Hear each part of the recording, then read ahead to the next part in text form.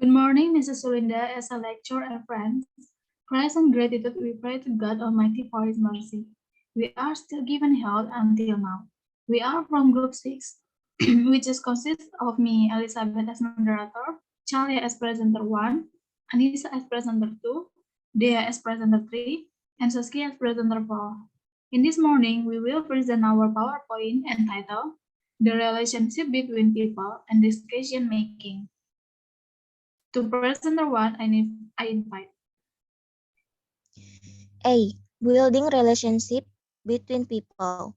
Human relations within the scope of administration are divided into two types, formal and informal.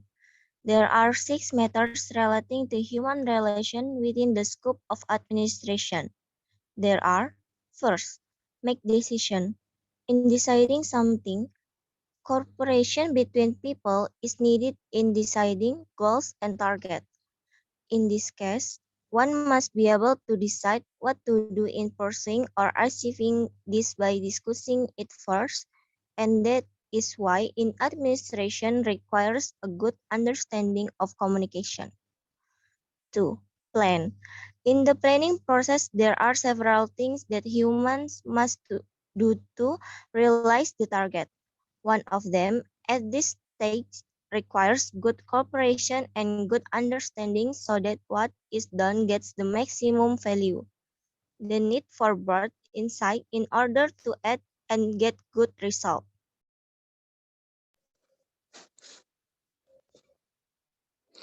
3. Organize.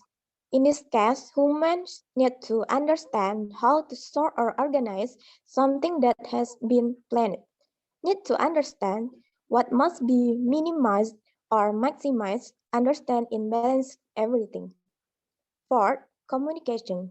In outing, communication is needed. Everyone should avoid bad communication or can be called miscom, so there is no misunderstanding between people. Good communication can speed up the planning process.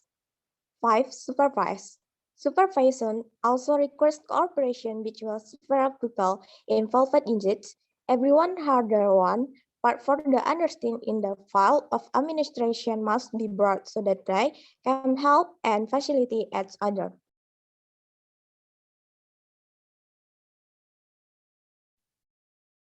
D. Decision making. Decision making is an alternative activity of a company in carrying out its project. In making decisions, many things must be considered, such as internal factors and external factors.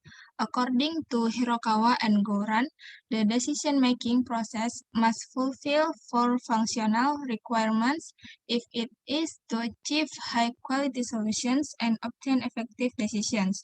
The 4 tasks or functions include: first, analysis of the problem; 2, goal setting; 3, identification of alternatives; 4, evaluation of positives and negatives characteristics.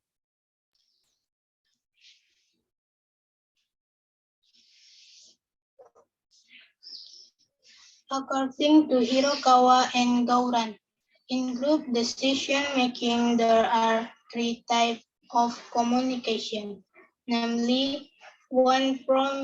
Promotive is an interaction that moves the group in accordance with organizational goals. 2.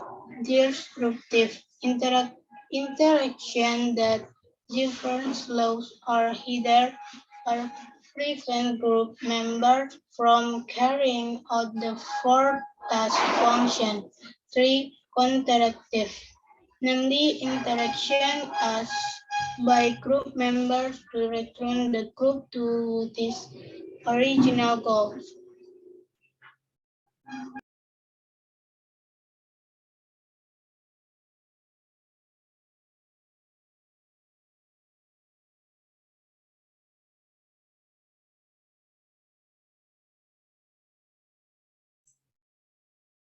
Well, we have listened to the explanation of the presenters.